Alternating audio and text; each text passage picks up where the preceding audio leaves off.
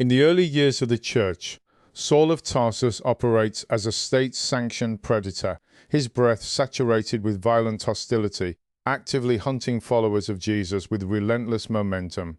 He travels with the full backing of the state, carrying official letters from the high priest in Jerusalem. These documents grant him the legal authority to bind and imprison believers in the city of Damascus. Saul acts out of a rigid, deeply held religious conviction to him. This new movement is a dangerous corruption of Judaism that must be forcefully eradicated. This creates a survival dilemma for the early believers. They are a fledgling movement facing an enemy who is highly educated, heavily armed with legal power, and driven by unyielding zeal. Saul represents the ultimate challenge for the message of grace. If the gospel cannot reach and transform an opponent this hostile and well-positioned, the movement faces a human authority it has no hope of overcoming. On the road to Damascus, a sudden supernatural interruption occurs. The overwhelming force of a divine light physically grounds Saul, throwing him to the earth. From the center of that light, a voice speaks directly to him. "Saul, Saul, why persecutest thou me?" Jesus identifies with his followers so closely that to strike them on earth is to strike Christ in heaven. Instantly stripped of his autonomy and blinded by the glory of the encounter, the fearsome persecutor is rendered completely helpless, requiring his companions to lead him. He spends the next 3 days in total darkness, refusing food or water. In the vacuum of his blindness, the certainty and pride of his old life begin to give way. Divine sovereignty often requires the complete breakdown of self-reliance. Physical vision and arrogant independence are removed, so that spiritual sight can take their place. While Saul fasts in darkness, the focus shifts to a man named Ananias. He is not an elite leader or a famous apostle.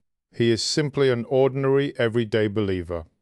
God gives Ananias highly specific geographical and operational instructions. Go to a house on a street called Straight and minister to Saul of Tarsus. Ananias hesitates, and his fear is rooted in facts. Saul's reputation for extreme violence has traveled ahead of him, along with his legal authority to arrest anyone who follows Jesus. God counters this fear by revealing Saul's new purpose. He has been designated as a chosen vessel to carry the message to Gentiles, kings, and the children of Israel. Ananias obeys. He enters the house, lays his hands on the former predator, and calls him brother. At that moment, Saul's sight is restored, and he is filled with the Holy Spirit. This strategy pairs the overwhelming sovereign power required to halt an enemy with the quiet fear overcoming obedience of an ordinary believer required to restore them. This encounter triggers a radical reversal in Saul's behavior. He goes directly to the Damascus synagogues, publicly arguing that Jesus is the Son of God. This switch sparks shock and outrage among his former religious allies, which rapidly escalates into a coordinated assassination plot. The state-sanctioned hunter is now the hunted to survive. He is forced to escape the city in a basket, lowered down the exterior wall under the cover of night. Saul's radical transformation proves that no individual is too hostile or too well positioned to be beyond the reach of grace. It also challenges us to adopt the posture of Ananias, willing to listen for divine prompting and step into uncomfortable situations to facilitate another person's transformation.